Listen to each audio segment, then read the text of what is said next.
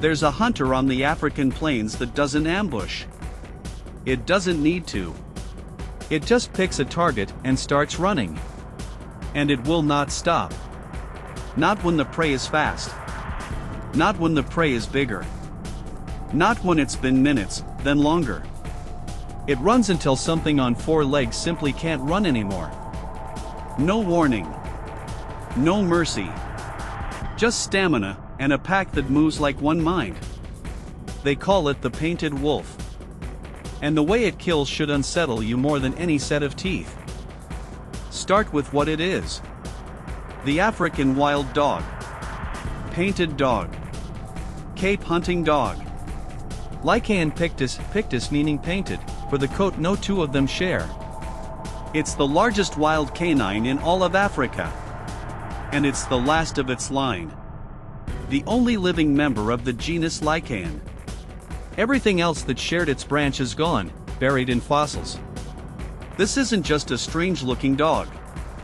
It split off from wolves and their relatives around 1.7 million years ago, around the same time the big grazing animals of Africa were multiplying.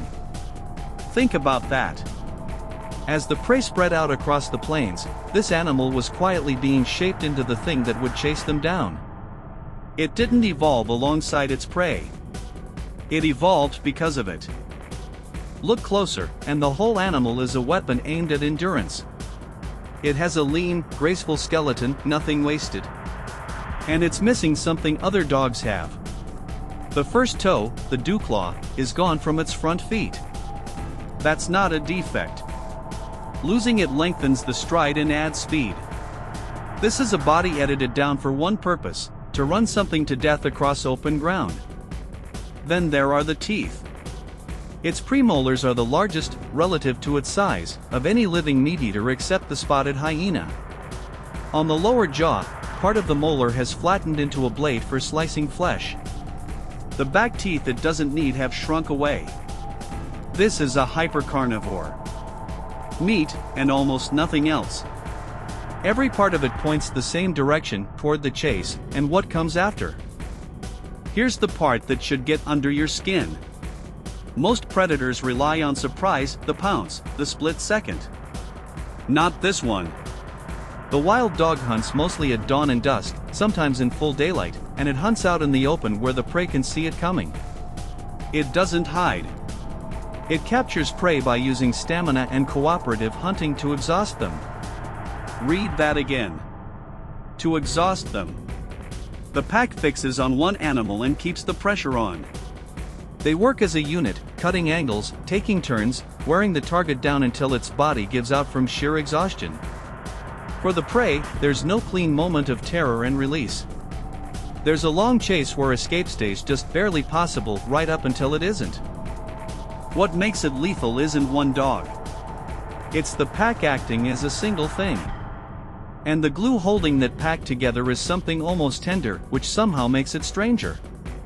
Like other canines, a wild dog will regurgitate food for its pups. But this species takes it further. Adults do it for each other too. Feeding the group by giving up food from your own stomach is a core part of how the pack works. And when there's a kill, the young feed first. The pups get the privilege of the carcass before the adults. That kind of loyalty is exactly why the hunt runs so smoothly. Every dog trusts the others to close the gap. There's no hesitation, no competing.